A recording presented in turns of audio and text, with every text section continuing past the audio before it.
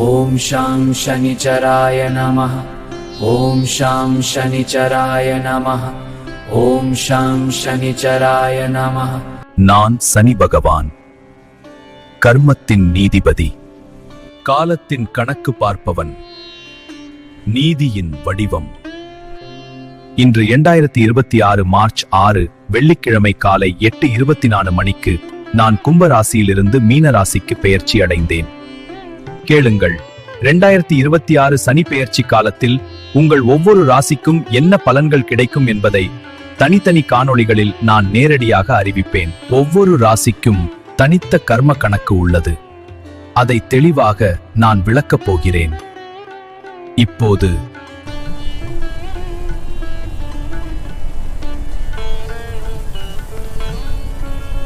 கன்னி ராசியில் பிறந்தவர்களே, நான் சனி பகவான் பேசுகிறேன். இன்று 2026 மார்ச் 6 வெள்ளிக்கிழமை காலை 8:24 மணிக்கு நான் மீன ராசிக்கு பெயர்ச்சி அடைந்தேன். உங்கள் ஜாதகத்தில் நான் 7ஆம் இடத்தில் அமர்கிறேன்.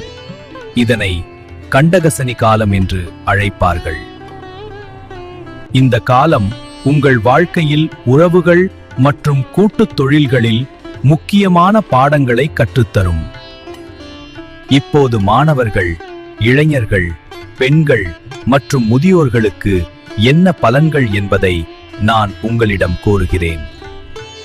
கன்னி ராசி மாணவர்களே, நான் 7ஆம் இடத்தில் அமர்ந்து உங்கள் ராசியை பார்ப்பதால் கல்வியில் ஆரம்பத்தில் சில தடைகள் தோன்றலாம்.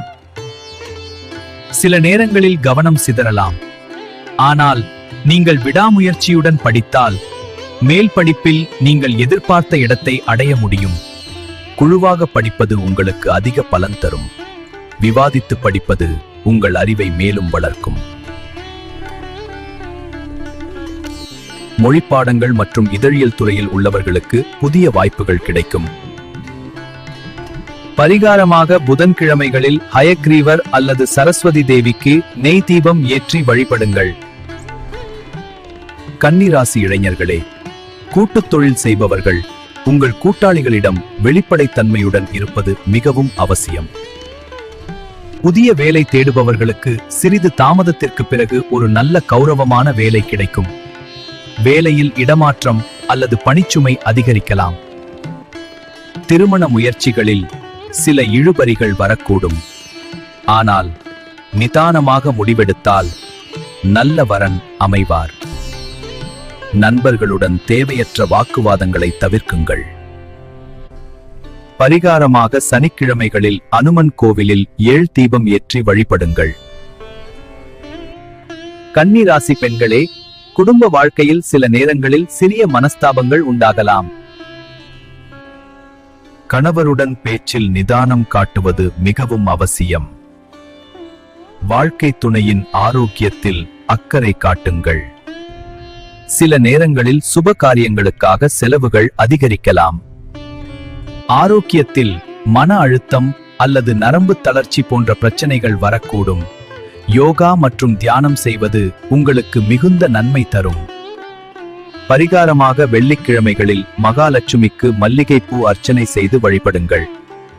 கன்னி ராசி முதியோர்களே, செரிமான கோளாறுகள் மற்றும் கால்வலி போன்ற பிரச்சனைகள் வரக்கூடும். சத்தான உணவு மற்றும் சரியான ஓய்வு மிகவும் அவசியம். இந்த காலத்தில் நீங்கள் சிறிய ஆன்மீக பயணங்களை மேற்கொள்ளலாம். அது உங்கள் மன அமைதியை அதிகரிக்கும். பிள்ளைகளிடம் சில விஷயங்களில் விட்டுக் கொடுத்து நடப்பது உங்களுக்கு நிம்மதியை தரும். பரிகாரமாக சனிக்கிழமைகளில் ஏழை தொழிலாளர்களுக்கு அன்னதானம் அல்லது இனிப்புகள் வழங்குங்கள். கன்னி ராசி பக்தர்களே, இந்த காலத்தில் நீங்கள் வழிபட வேண்டிய தெய்வம் ஸ்ரீ மகாவிஷ்ணு மற்றும் நான் சனி பகவான். பரிகார ஆலயங்கள் திருவாஞ்சியம் வாஞ்சிநாதர் கோவில் அல்லது திருவாரூர் தியாகராஜர் கோவில். அதிர்ஷ்ட நிறங்கள் பச்சை மற்றும் கருநீலம். அதிர்ஷ்ட திசை மேற்கு. அதிர்ஷ்ட எண்கள் 5, 8, 14, 23. உங்களுக்கான பரிகார மந்திரம்: ஓம் நமோ நாராயணாய. கன்னி ராசி பக்தர்களே, நான் 7ஆம் இடத்தில் இருக்கும் இந்த காலத்தில் புதிய நண்பர்கள் அல்லது கூட்டாளிகளை நம்புவதற்கு முன் நன்கு யோசித்து முடிவு செய்யுங்கள். சனிக்கிழமைகளில் எறும்புகளுக்கு சர்க்கரை கலந்த பச்சரிசி மாவு போடுங்கள். அது உங்கள் கர்ம வினைகளின் தாக்கத்தை குறைக்கும். நம்பிக்கையுடன் இருங்கள். நான் உங்கள் கர்மத்திற்கு ஏற்ப உங்களுக்கு நியாயமான பலனை அளிப்பவன். என் அருள் எப்போதும் உங்களுடன் இருக்கும். ஓம் ஷாம் சனிச்சராய நமः. ஓம் ஷாம் சனிச்சராய நமः. ஓம் ஷாம் சனிச்சராய நமः.